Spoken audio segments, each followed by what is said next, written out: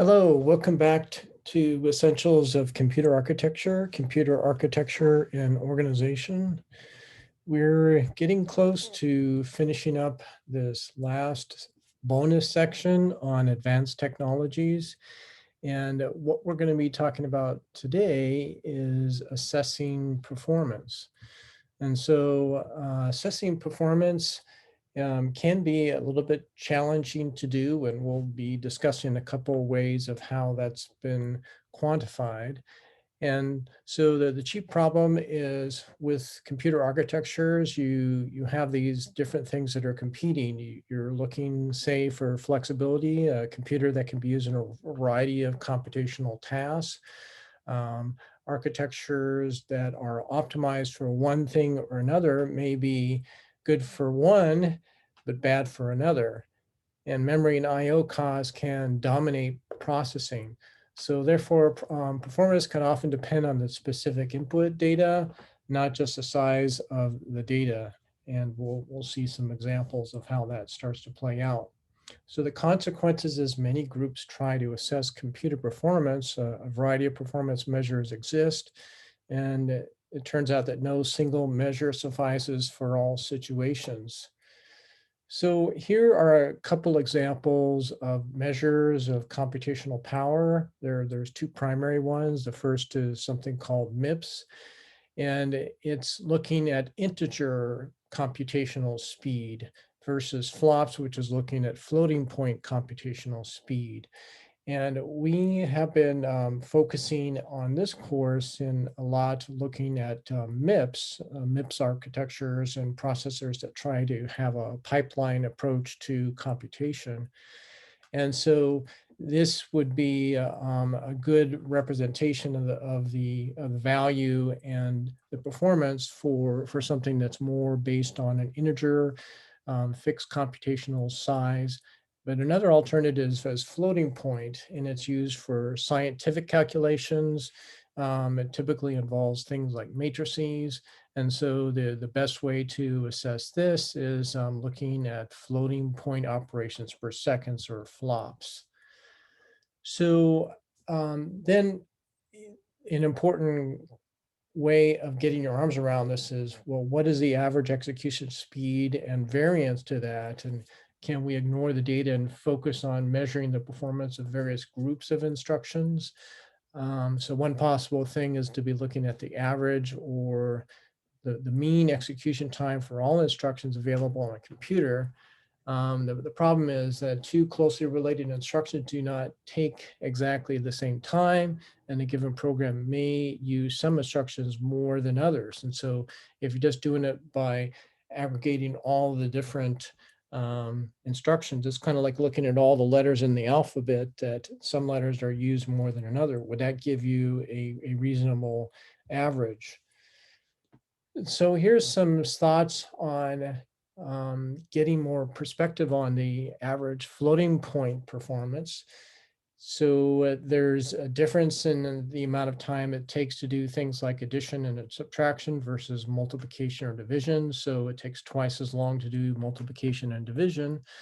So let's say if we're looking at both of these, addition, subtraction, multiplication, and division, and we try and take the average, it's 1.5 times this Q for what it would take for doing addition and attraction and subtraction. So it takes a little bit more to do multiplication and division, and a little bit less to do addition and subtraction. So is that really the best measure? It sort of depends. And so what would be the application specific instruction counting? So the idea is to find a more accurate way of assessing performance. And so you could be examining the application to determine how many times each instruction has occurred. So maybe if you had information, I use an analogy of the letters in the alphabet, if you were thinking of English and you can quantify on average how often each word is used, each letter is used. And so you could be thinking about that in terms of a certain application or class of application. And so this is what we're trying to get at here as another way of coming up with a measure. So you can have weighted averages to consider the precise counts of operations, and this is typically obtained by instrumentation. So the program is run on many input data sets, and each instruction is counted. And so here's an example that gives you an idea of how much different types of commands are used. Addition is used by far the most, followed by subtraction. And so these two categories are getting lion percentage of the time, 85%, and then multiply and divide are a lot less. And so if you're really looking at something that's focusing on optimizing floating point operations, that is looking at these scientific operations, then maybe that's not the best measure.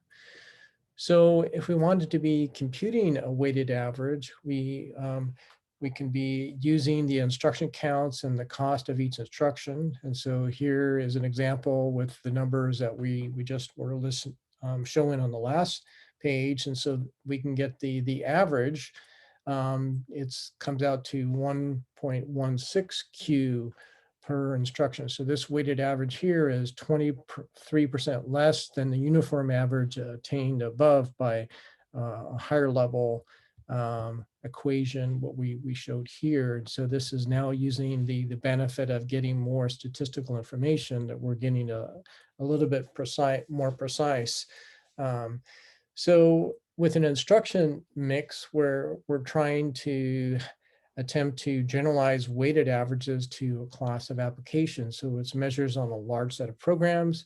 You want to be coming up with a relative weight for each type of instruction, and use that relative weight for the types to give an architecture of a given architecture on an example set. So you want to try and choose a set of programs that represent a typical workload, and the computer architect can then use an instruction mix to assess how a proposed architecture will perform. So there are standardized benchmarks that have been developed since the 1980s to try and help people come up with an idea of, well, is this processor better than that processor? And if so, by how much? And it sort of depends on what kind of conditions. And so that's what the Standard Performance Evaluation Corporation, or SPEC, has tried to do. And so here are two examples of the benchmark. CINT 2006, it uses a measure for integer performance. So Mips related architectures would be more closely aligned to this integer type of activity. And CFP 2006 is used to measure floating point performance. And so the result of performance measures on a specific architecture is known as a computer's spec mark.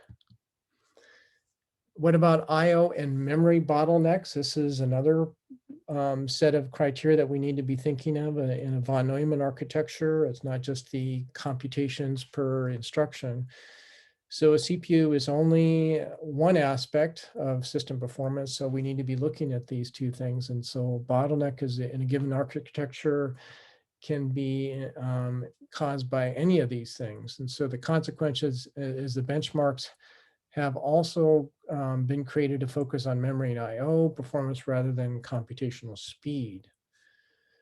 So for increasing the overall performance, how can we build a faster computing system? The hardware is faster than software. Just eliminating the fetch execute cycle speeds up the processing. So as a result, a given principle is to optimize performance. We can move operations that account for the most CPU time from software into hardware. So which items should be optimized? So there has been some thought about this. Adding additional hardware increases costs, and so that's going to be a downside. The consequences, we can't afford to use high-speed hardware for everything. And the computer architect Gene Amdahl observed that it's a waste of resource to optimize functions that are seldom used. And so the fraction of time that the faster technology can be used is what we want to be looking at. And so here's a quantitative version of Amdahl's law. I won't go through this in detail, but just here is how he tried to quantify what the potential speed up would be. Um, so how could we apply Amdahl's law, and as we're considering parallel systems? So if we have a parallel architecture, the increasing parallelisms adds more hardware. So therefore, Amdahl's law explains why adding processors does not always increase performance. So it's relatively short chapter, but just to finish on some of the things that we've talked about, a variety of performance measures exist. The simplistic measures include Mips and flops, and those may be things that you have heard about. More sophisticated measures use a weighted average derived by counting the instructions in a program or a set of programs, and a set of weights from multiple application corresponds to an instruction mix. And we walk through how that might look. Benchmarks refers to a standardized program or set of programs used to measure the performance. And the best known benchmarks are known as spec marks, are produced by the Spec Corporation. And Amdahl's law helps architects select functions to be optimized, move from software to hardware. And as Amdahl was pointing out, it doesn't make sense to optimize things that you don't use very often. And so Amdahl's insights can be helpful to make those kind of observations and architectural decisions. All right, thank you very much.